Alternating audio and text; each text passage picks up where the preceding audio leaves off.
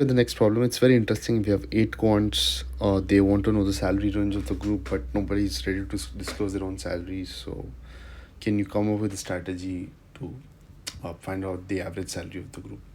So this is a very interesting problem because you can look at it in multiple ways. You can also apply this to, let's say, a case where, let's say, there's an independent rating agency and it's trying to get data from eight different companies, and it can't really know the exact date of like each company, but the rating agency would still like to get a range, and all the other companies also want a range without explicitly giving out their data. So this is a very it's a real life problem. There are a lot of times when you would want to know a range without explicitly giving out your own data.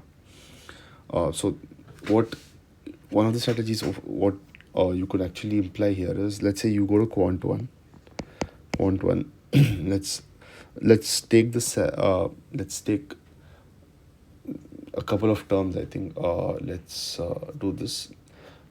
Let's use a bunch of words. I think q1, let's say he gives out a number which, let's call it s1, which composes of his salary and an r, let's say a random number r.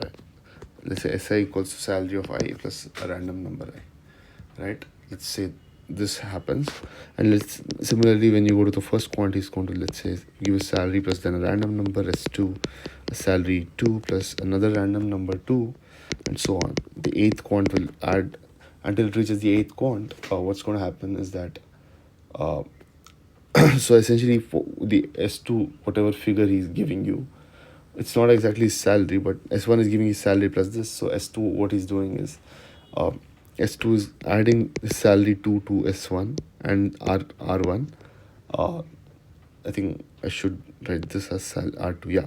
And s3 will be adding s2 to say salary, his own salary plus the random number.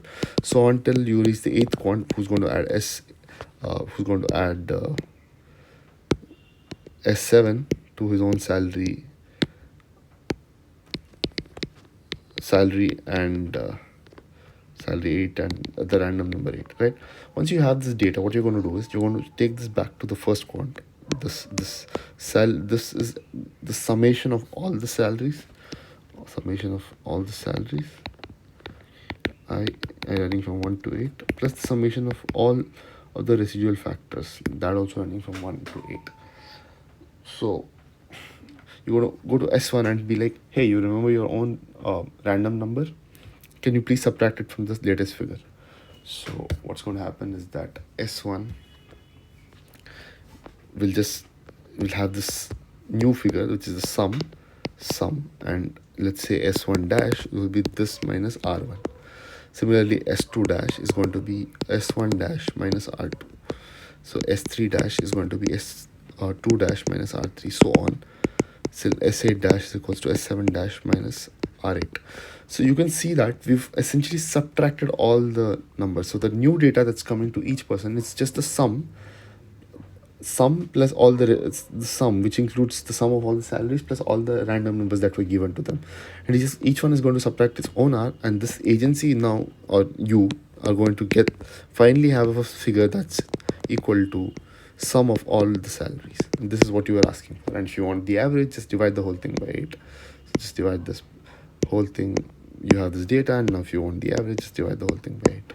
That is the answer to this question. I hope it's clear. If you have any doubts in this question, please let me know in the comments below. Thank you. And if you liked the video, please consider hitting the like button.